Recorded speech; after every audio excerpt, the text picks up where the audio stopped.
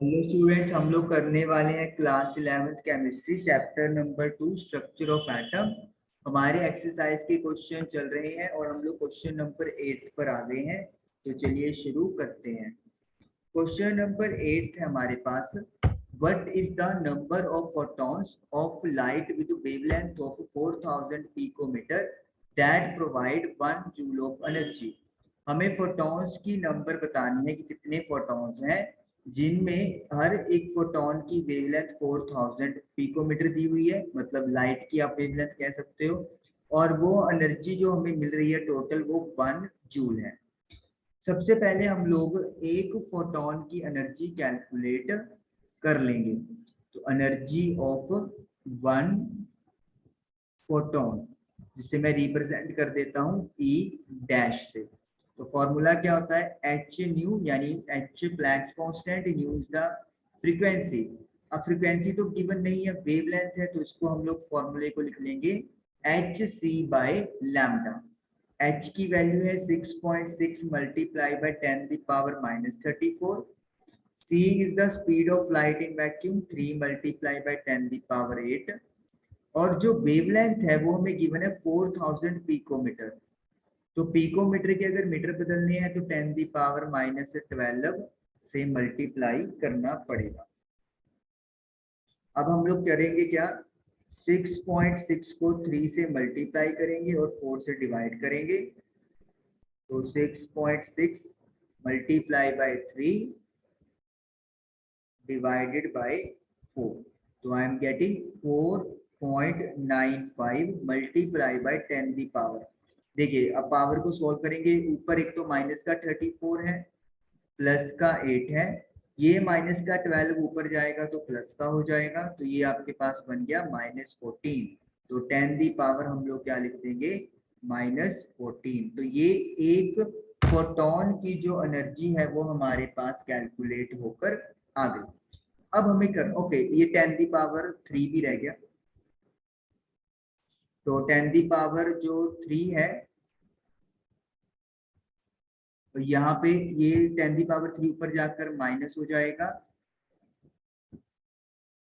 तो मतलब माइनस का 17 आ गया। तो -17 लिख देंगे हम लोग। ये 4 के साथ 3 जीरो तो स्किपिंग हो गई थी, तो जूल हो गया। अब हमें नंबर ऑफ फोटॉन्स निकालने हैं, तो I will write number of photons is equal to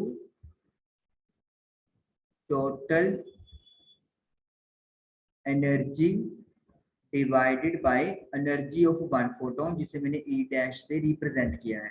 अब टोटल एनर्जी हमें दी हुई है 1 जूल, तो हम लोग 1 लिख देंगे और डिवाइड करेंगे 4.95 मल्टीप्लाई बाय 10 दी पावर -17 के साथ। अब अपन 1 को डिवाइड कर देंगे 4.95 से, तो 0.202 10 दी पावर माइनस का 17 प्लस हो जाएगा। जब पॉइंट शिफ्ट करेंगे राइट साइड तो एक पावर कम हो जाएगी, क्योंकि एक डिजिट ही हमने लीव किया है, तो 10 दी पावर 16। तो 2.02 मल्टीप्लाई बाय 10 दी पावर 16 जो है वो हमारे पास फोटॉन्स आ गए। इतने फोटॉन्स होंगे जो 1 जूल की एनर्जी प्रोवाइड करेंगे और वेवलेंथ 4000 पिकोमीटर होगी। ओके, तो नेक्स्ट क्वेश्चन हम ट्राई करते हैं। नेक्स्ट क्वेश्चन है हमारे पास 2.9। अ फोटोन ऑफ वेवलेंथ, एक फोटोन है जिसकी वेवलेंथ है 4 मल्टीप्लाई बाय 10 दी पावर -7। तो वेवलेंथ है 4 multiply by 10 the power -7 metre. Strikes on metal surface, वो मेटल की सरफेस पे टकराता है। The work function of the metal being 2.13 electron volt. Work function का सिंबल होता है फाई नोड और ये वैल्यू दी है 2.13 इलेक्ट्रॉन वोल्ट। जो ये वर्क फंक्शन होता है, ये होता है कि कितना वर्क डन करना पड़ेगा कम से कम, ताकि इलेक्ट्रॉन मेटल के एटम के न्यूक्लियस से अपना रिश्ता तोड़ ले। Now calculate the energy of photon electron volt. तो सबसे पहले हमें इलेक्ट्रॉन वोल्ट में फोटोन की एनर्जी पता करनी है। तो एनर्जी का formula as you know H multiply by nu होता है।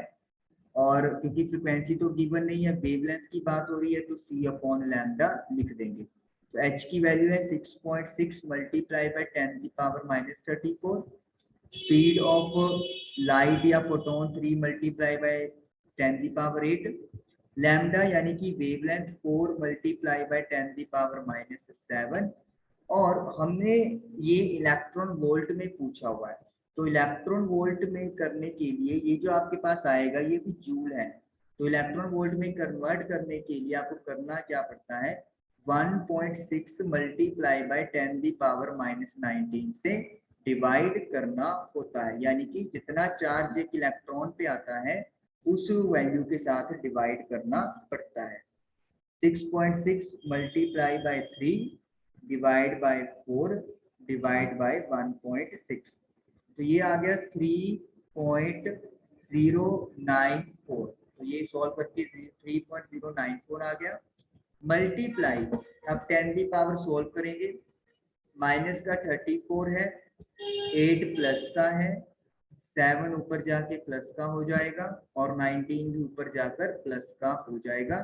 तो ये आपके पास बन गया 34 माइनस का 19 और 7 26 होते हैं, 26 में 8 ऐड के 34 हो, तो ये तो 0 आ गई अपनी 10 की पावर। तो 10 की पावर हम लोग क्या लिख देंगे, सिंपली 0। तो आंसर आ गया 3.094 इलेक्ट्रॉन वोल्ट।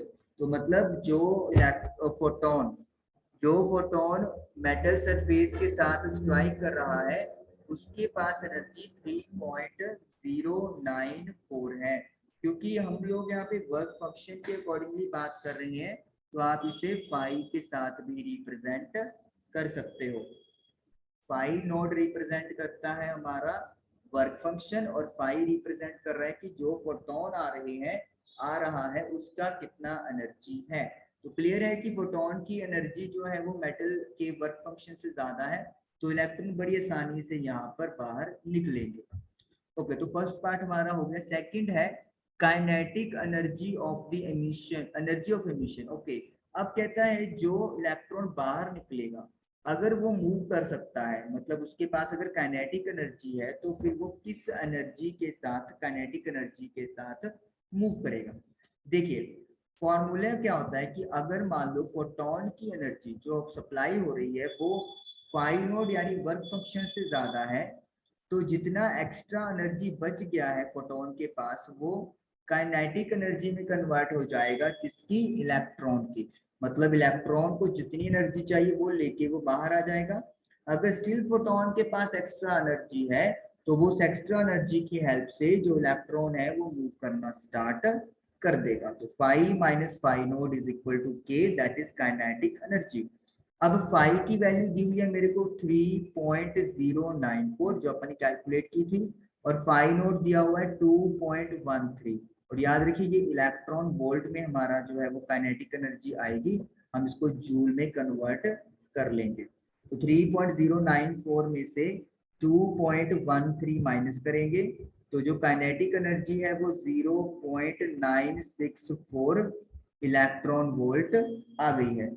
जैसे मैंने बताया कि हम लोग इसको कन्वर्ट कर सकते हैं जूल के अंदर, तो अगर जूल को इलेक्ट्रॉन वोल्ट में कन्वर्ट करने के लिए डिवाइड करना पड़ता है, तो यहाँ पर चार्ज के साथ मल्टीप्लाई कर देंगे, जो इलेक्ट्रॉन का चार्ज है 1.6 मल्टीप्लाई बाय 10 की पावर -19, तो ये अपने पास आ गया 1.54 मल्टीप्लाई बाय 10 की पावर -19 जूल। तो this is the kinetic energy. ये काइनेटिक एनर्जी है जो किसके पास होगी, इलेक्ट्रॉन के पास होगी, वो जो बाहर निकल रहा है। तो ये हो गया हमारा second part, this is part number 2। Third है velocity of the photo electron. अब जो इलेक्ट्रॉन इस फोटोन की वजह से बाहर निकला है उसकी वेलोसिटी क्या होगी। Well you all know kinetic energy का फॉर्मूला क्या होता है, 1/2 v square is equal to K. v square निकालना है तो 2 मल्टीप्लाई में चला जाएगा और m डिवाइड में चला जाएगा। 2 का तो 2 लिख दो। काइनेटिक एनर्जी आपने कैलकुलेट की हुई है 1.54 मल्टीप्लाई बाय 10 की पावर -19, ये जूल में ठीक लेनी है, आप इलेक्ट्रॉन वोल्ट में लोगे तो गलत हो जाएगा। Mass of electron, m is mass, तो मास इलेक्ट्रॉन का 9.1 मल्टीप्लाई बाय 10 की पावर माइनस का 31 होता है। अब आप इसको सॉल्व करेंगे, 2 मल्टीप्लाई बाय 1.54 डिवाइडेड बाय 9.1, तो इधर सॉल्व करते हैं। v स्क्वायर जो है वो आपके पास आ गया है 0.339 मल्टीप्लाई बाय 10 दी पावर, ये 19 है माइनस का और ये 31 प्लस का, तो ये 10 दी पावर 12 आ गया। तो अगर पॉइंट को शिफ्ट करेंगे तो यहाँ पर पावर क्या, ओके यहाँ पे शिफ्टिंग भी अपन नहीं कर सकते, नहीं करेंगे अपन। उसकी वजह ये है कि क्योंकि मुझे अभी v निकला है, मुझे v स्क्वायर निकला है, मुझे v चाहिए, तो v निकालने के लिए मुझे इसका क्या लेना पड़ेगा, under root 0.339 multiply by 10 the power 12। अब 10 दी पावर 12 का तो रूट सीधा होता है 10 दी पावर 6, लेकिन 0.339 के रूट के लिए मुझे यहाँ पे अलग से सॉल्व करना पड़ेगा। तो 0.339 के लिए सबसे पहले अपन क्या करते हैं, अपन ये जो पॉइंट है 1 2 3 3 डिजिट्स है, तो 3 डिजिट्स अपन यहाँ पे लगा दिए।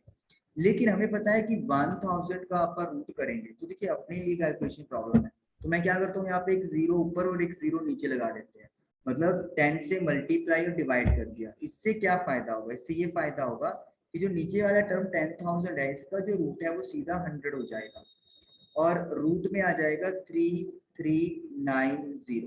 तो ये आपके पास 10 दी पावर 4 बन गया है, मल्टीप्लाई बाय, अब 3390 का रूट इधर निकाल लेते हैं पेयर बना के। तो पेयर बनाएंगे हम लोग, पहले अपना नंबर आएगा 5, क्योंकि 5 इंटू 5 25 होता है, तो 25 लिख देंगे और इधर अपना 5 चला जाएगा। देन 8 अगला पेयर उतारेंगे 90, आपको पेयर बनाने होते हैं ना एंडिंग से, तो पहले 25 आ गया, अब 890, इधर 5 और 5 था तो मतलब ऐड होके 10 हो जाएंगे, यहाँ पे स्पेस का थोड़ा इशू हो गया, तो 10 हो गया इस साइड। तो आप कोई ऐसा नंबर ढूंढना है जिसको लगा के उसी के साथ मल्टीप्लाई करेंगे, तो या तो 890 बने या इससे छोटा बने। तो लेट मी मल्टीप्लाई बाय 8, तो 64 8, तो 864 आ गया है, तो 864 इधर मैं 8 लिख दूंगा। अब कोई और पेयर तो बचा नहीं, तो मैं पॉइंट लगा दूंगा और इधर मैं पॉइंट के नाम के 2 जीरोस नोट कर सकता हूँ, उतार सकता हूँ। यहाँ पे मेरा 108 बना था, तो ये ऐड होके मेरे पास बन जाएगा 116, इस तरफ ऐड होता है तो 116। अब यहाँ पे क्लियर है कि 2 के मल्टीप्लाई कर देंगे तो ये हमारे पास बन गया 58.2, तो 58.2 जो है वो हमारे पास आ जाएगा। 58.2 साइंटिफिक नोटेशन में करने के लिए मुझे डेसिमल पॉइंट शिफ्ट करना पड़ेगा लेफ्ट साइड, तो पावर एक ऐड हो जाएगी, तो पावर 5 आ गई मीटर पर सेकंड। तो ये मेरे पास आंसर आ गया 5.82 multiply by 10 the power 5 metre पर सेकंड। तो ये वेलोसिटी आ गई है किसकी, ये वेलोसिटी आपकी फोटो इलेक्ट्रॉन की आपके पास आ गई है। तो ये क्वेश्चन नंबर 2.9 हम लोगों का डन हुआ। पहले हम लोगों ने एनर्जी ऑफ फोटोन कैलकुलेट कर लिया, फिर काइनेटिक एनर्जी और फिर velocity of the electron calculate कर लिया। फिर इसको क्लियर करते हैं। क्वेश्चन नंबर 2.10 देखिए, इलेक्ट्रोमैग्नेटिक रेडिएशन ऑफ वेवलेंथ। तो वेवलेंथ हमें दी हुई है दैट इज 242 नैनोमीटर, और नैनोमीटर के मीटर बनाने के लिए 10 दी पावर -9 से मल्टीप्लाई कर देंगे। Is just sufficient to ionise the sodium atom. तो सोडियम एटम को आयोनाइज करने के लिए कहते हैं कि इतना वेवलेंथ का रेडिएशन काफी है। Calculate the ionization energy of the sodium in kilojoule per mole। तो हम लोगों को एनर्जी कैलकुलेट करनी है आयनाइजेशन की सोडियम की जो किलो जूल पर मोल में होती है। तो यहाँ पे बड़ा ही मतलब आसान है हम लोगों को जो करना है। सबसे पहले हम लोग निकाल लेते हैं एनर्जी। यहाँ पे आप बोल सकते हो कि हम लोग एनर्जी ऑफ फोटोन कैलकुलेट कर रहे हैं या एनर्जी ऑफ सोडियम की बात कर रहे हैं, सोडियम मेटल की, क्योंकि आयनाइजेशन का मतलब यार उसने अपना इलेक्ट्रॉन लूज कर दिया है। तो फिर इसका मतलब ये हो गया है कि हम लोग यहाँ पर फोटॉन्स के साथ स्ट्राइक कर रहे हैं ताकि वो इलेक्ट्रॉन बाहर आ जाए। तो एनर्जी इज इक्वल टू होता है H nu, as you know, लेकिन इसमें भी वेवलेंथ दी हुई है तो सी अपॉन लैम्डा यहाँ पर यूज कर लेंगे। h की value 6.6 multiply by 10 the power -34 होता है। Speed of light 3 multiply by 10 the power 8 होता है। और जो वेवलेंथ है वो 242 नैनोमीटर होती है। तो नैनोमीटर के मीटर बना लेंगे 10 दी पावर -9 से मल्टीप्लाई करके। तो ये मेरे पास आ जाएगी, तो अपन कैलकुलेट कर लेते हैं। 6.6 multiply by 3 divide by 242, so I am getting 0.082 multiply by 10 the power 10 की पावर, देखिए ये माइनस का 34 है, प्लस का 8 है, और 9 भी प्लस का है, तो ये बन जाएगा मेरा माइनस का 17। तो यानी कि 10 दी पावर में -17 लिख दूंगा। This is in joule. Okay, थोड़ा प्रॉपरली अपन इसको राइट साइड शिफ्ट करेंगे तो ये 8.2 हो जाएगा, और इधर पावर जो है वो 2 हम लोग क्या कर देंगे, प्लस करेंगे तो ये हो जाएगा माइनस का 19 जूल। मतलब 2 पावर माइनस होगी तो माइनस माइनस प्लस होता है, तो 8.2 multiply by 10 the power -19 joule. तो ये फोटोन की एनर्जी आई है, या फिर आयनाइजेशन एनर्जी सोडियम की आई है जूल में। हमें फाइंड क्या करना है, किलो जूल पर मोल। तो अगर एक की इतनी है तो 1 मोल में कितनी होगी, 1 मोल एनर्जी।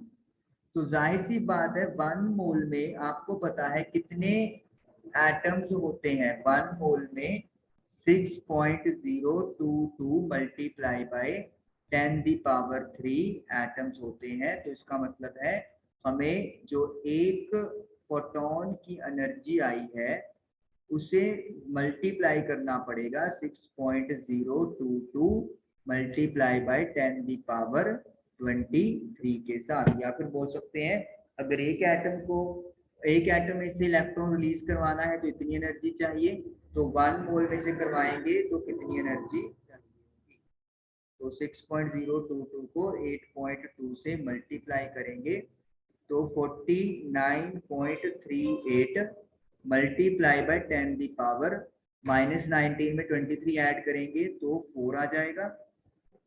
तो 4.938, और इधर एक पावर जो है वो प्लस हो जाएगी, तो 10 दी पावर 5।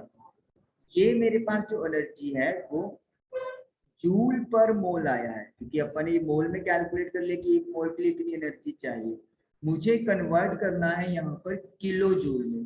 तो किलो जूल में कन्वर्ट करने के लिए यू नो आपको करना क्या पड़ता है, 1000 से डिवाइड, तो 10 दी पावर 3 से डिवाइड कर देंगे तो 4.938 मल्टीप्लाई बाय, ये 5 है ये 3 है, तो कट के कितनी रह जाएगी पावर 2 यहाँ पर रह जाएगी। पॉइंट को 2 आगे शिफ्ट कर देंगे तो 493.8 किलो जूल पर मोल इनवर्स। ये हमारा जो है फाइनल आंसर यहाँ पर आ गया।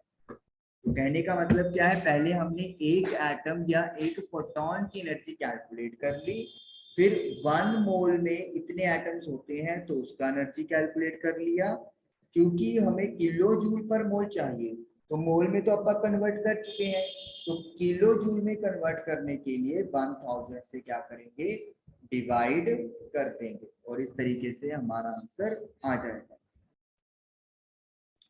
क्लियर करते हैं। और नेक्स्ट क्वेश्चन देखिए, 2.11 और 25 वॉट बल्ब, वॉट मतलब पावर आपको दे दी है, तो बल्ब की पावर 25 वॉट है, एमिट्स मोनोक्रोमेटिक येलो लाइट, एक ही कलर की लाइट निकाल रहा है जो येलो है, and wavelength is 0.57 माइक्रोमीटर। तो माइक्रो में 10⁻⁻⁶ होते हैं ताकि ये मीटर में कन्वर्ट हो सके। Calculate the rate of emission of quanta पर सेकेंड। तो rate of emission of quanta, quanta मतलब अभी आप यहाँ पे फोटॉन्स कह सकते हो कि हमें ये बताना है कि एक सेकंड में कितने फोटॉन जो है वो बाहर निकल रहे हैं। तो पावर का जो फॉर्मूला है वो एक्चुअली होता क्या है, एनर्जी अपॉन टाइम, यही होता है। अब अगर अपने पास बहुत सारे फोटॉन्स हैं तो फिर टोटल एनर्जी कैसे निकलेगा, n मल्टीप्लाई बाई ई। चलो एक बार अपन कर लेते हैं इसको, इसको लिख लो P डैश E डैश। ये हो गया मतलब कि एक फोटॉन की एनर्जी विद इन 1 सेकेंड, तो इतना पावर बनेगा।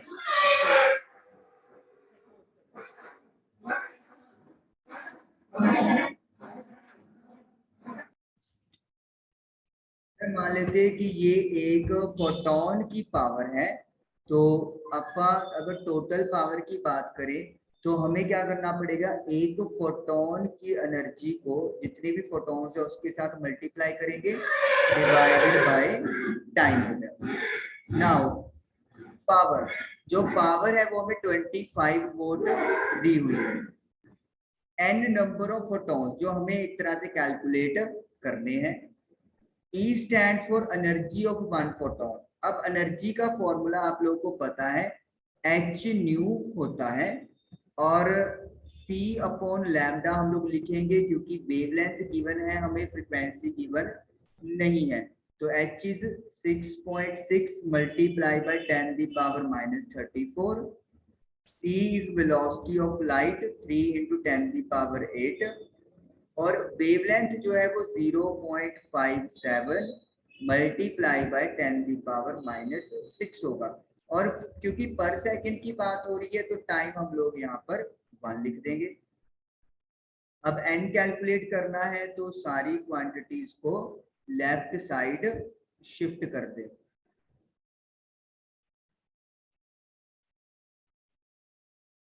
तो हमने ये सारी क्वांटिटीज को लेफ्ट साइड शिफ्ट कर दिया और इज इक्वल टू n आ जाएगा जो नंबर ऑफ फोटॉन्स के इक्वल होगा। तो 25 multiply by 0.57 divided by 6.6 divided by 3। तो ये मेरे पास n की वैल्यू आ गई 0.72 मल्टीप्लाई बाय 10⁻। तो पावर को आप सॉल्व करेंगे, ऊपर माइनस का 6 है, 34 प्लस का है और 8 माइनस का है। तो ये आपके पास बन जाएगा 34 minus 14 that is equal to 20। तो यहाँ पे हम लोग 10⁻ क्या लिख देंगे, 20 लिख देंगे। तो ये अपने पास बन जाएगा 72 अपॉन 100 मल्टीप्लाई बाय 10⁻20।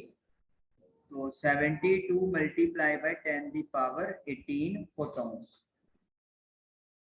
अगर मैं इसको साइंटिफिक नोटेशन में लिखूं तो 7.2 मल्टीप्लाई बाय 10⁻9। जब एक डेसिमल पॉइंट अपन छोड़ेंगे लेफ्ट साइड की तरफ तो एक पावर इंक्रीज हो जाएगा।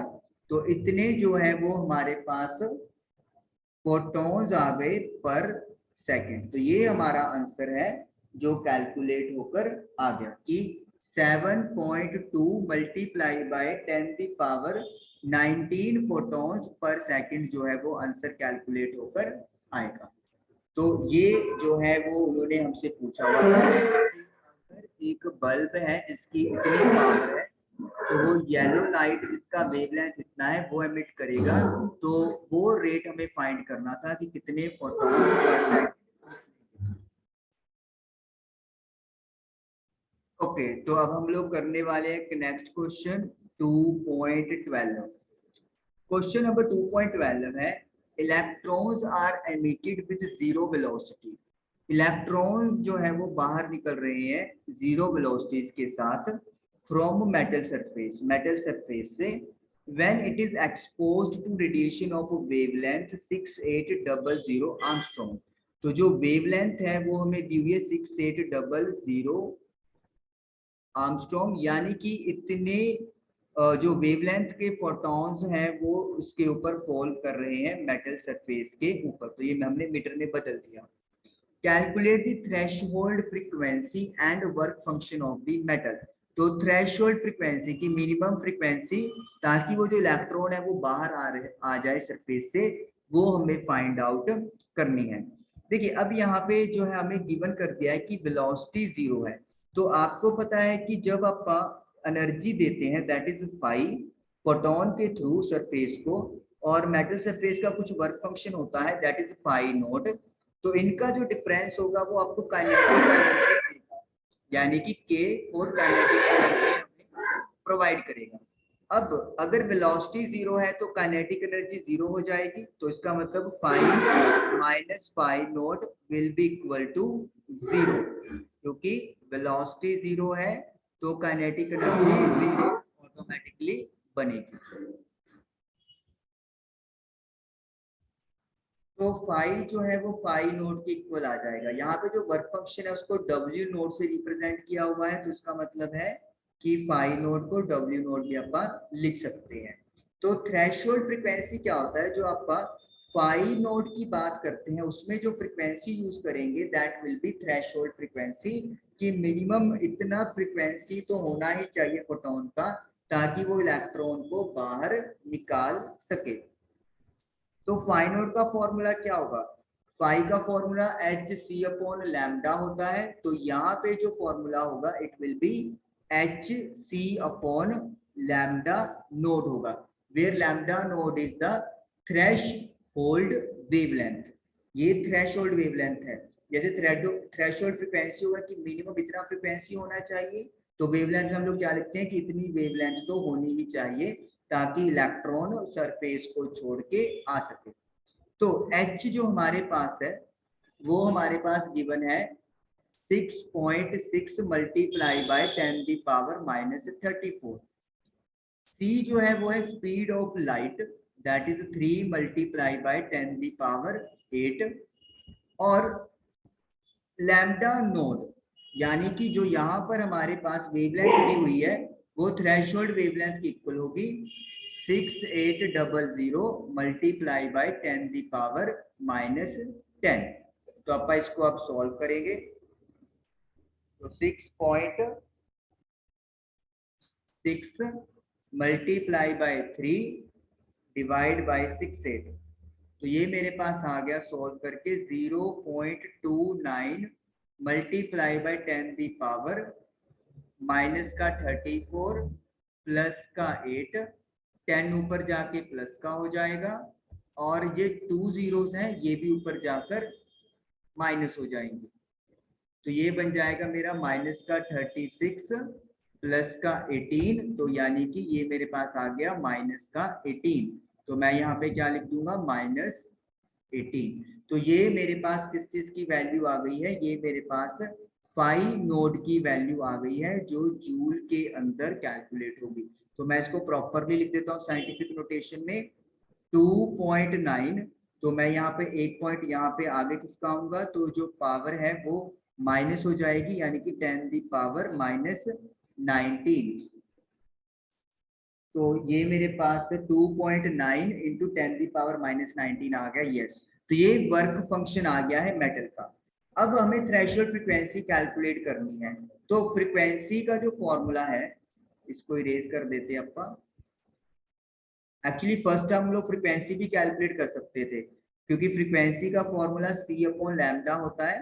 तो सिंपली था कि frequency threshold is equal to C upon lambda naught, यानी कि थ्रेशोल्ड वेवलेंथ।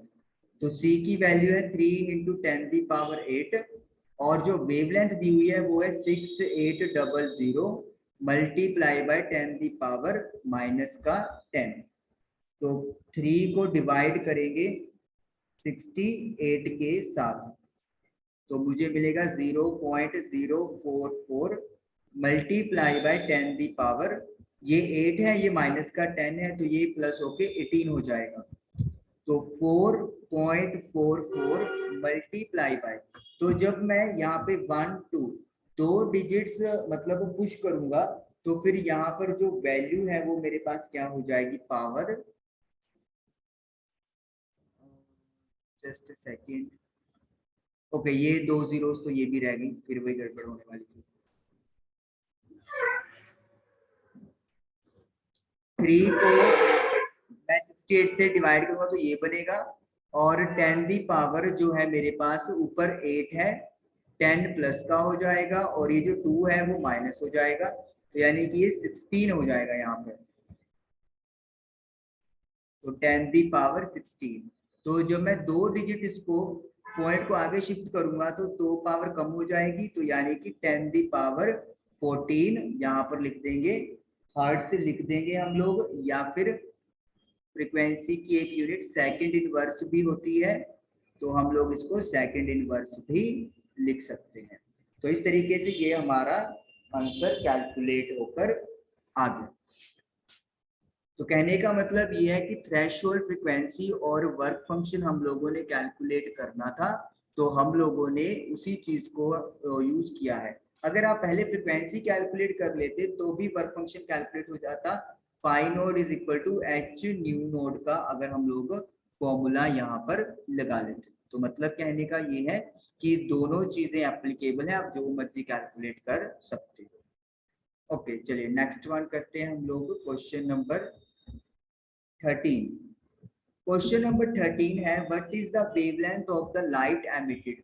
लाइट की वेवलेंथ कैलकुलेट करनी है जो एमिट होगी when electron in a hydrogen atom, जब हाइड्रोजन एटम में इलेक्ट्रॉन ट्रांजिशन करेगा from energy level 4 to energy level 2। मतलब क्या है कि सपोज कर लो this is first orbit,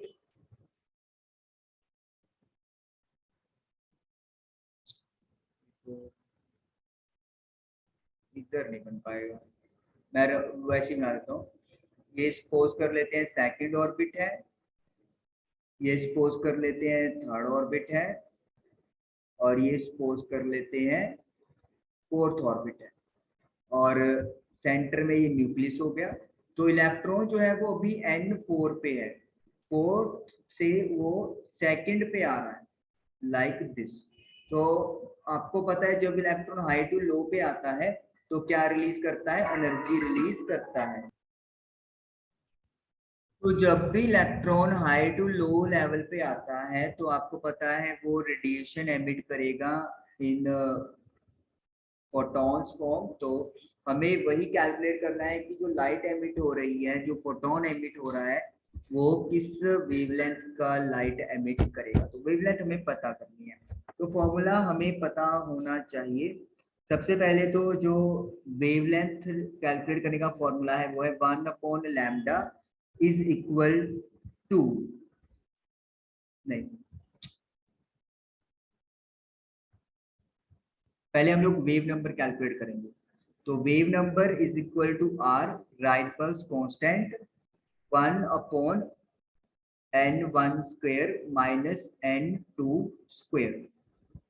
are Rydberg constant है जिसकी वैल्यू हमें दी हुई है 109677, ये आपको क्वेश्चन में गिवन है 109677 सेंटीमीटर इनवर्स, और 1/n1 का स्क्वायर। तो n1 की वैल्यू यहाँ पे 4 है तो 4 स्क्वायर, और n2 की वैल्यू 2 है। हाई लेवल जो होता है वो हमें पहले लिखना होता है, और जो लोअर लेवल होता है वो बाद में हमें लिखना होता है। जो आपका वेव नंबर होता है वो 1/लैम्डा के इक्वल होता है, तो हम लोग इसको 1/लैम्डा भी लिख सकते हैं। तो 1/लैम्डा इज इक्वल टू 109677 मल्टीप्लाई, इसको आप सॉल्व करोगे तो 1/16 माइनस का 1/4 आएगा। तो 1/लैम्डा इज इक्वल टू 109677, एलसीएम ले लेंगे 16, तो ये आ जाएगा, सॉरी यहाँ पर लोअर लेवल मैंने बोल ठीक दिया लेकिन लिख गलत दिया।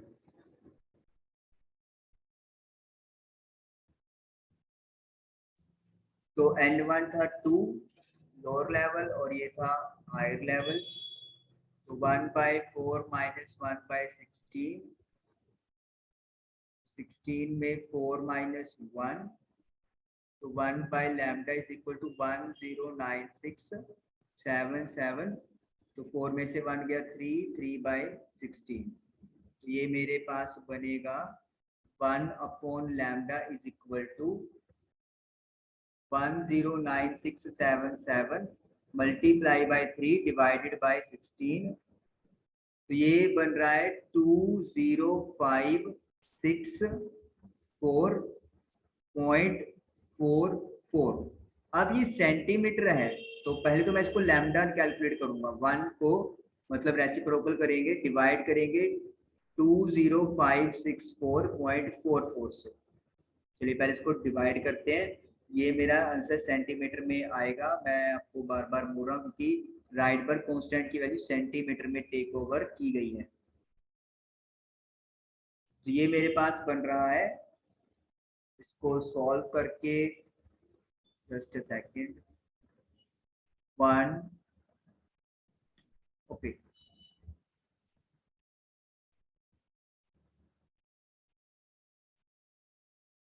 Four 86 multiply by 10⁻⁻7 centimetre.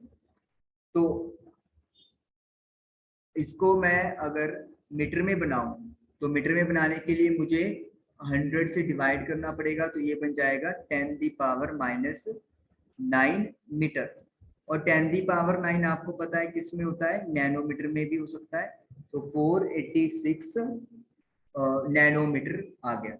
Book में ये भी पूछा हुआ है कि इस वेवलेंथ के कॉरेस्पॉन्डिंग कलर क्या होगा। तो जो कलर है, ये जो आपको कलर है वो ब्लूइश रीजन का होता है। ब्लू कलर हम लोग यहाँ पर लिख देंगे। मतलब 486 नैनोमीटर जो वेवलेंथ है वो ब्लू कलर को रिप्रेजेंट करती है। तो ये चीज है जो आप लोगों को मतलब पता होनी चाहिए। पहले तो देखिए फॉर्मूला है R Rydberg's constant 1/n1 square minus 1/n2 का स्क्वायर। याद रखिए n1 जो है वो लोअर लेवल होगा और जो n2 होगा वो हायर लेवल होगा। सॉल्व करके 1/λ आ जाएगा। रेसिप्रोकल करोगे तो वेवलेंथ आ जाएगी और फिर उस वेवलेंथ को सॉर्ट आउट करके you will get the colour कि कौन सा, मतलब ये जो पर्टिकुलर वेवलेंथ आई है ये इस कलर की होती है। तो वो इस तरीके से आप लोगों का आंसर आ जाएगा। तो आई होप कि आप लोगों को ये क्वेश्चन 8 से 13 क्लियर हुए होंगे। काइंडली इनकी रिवीजन जरूर करनी है। Thank you for watching the video.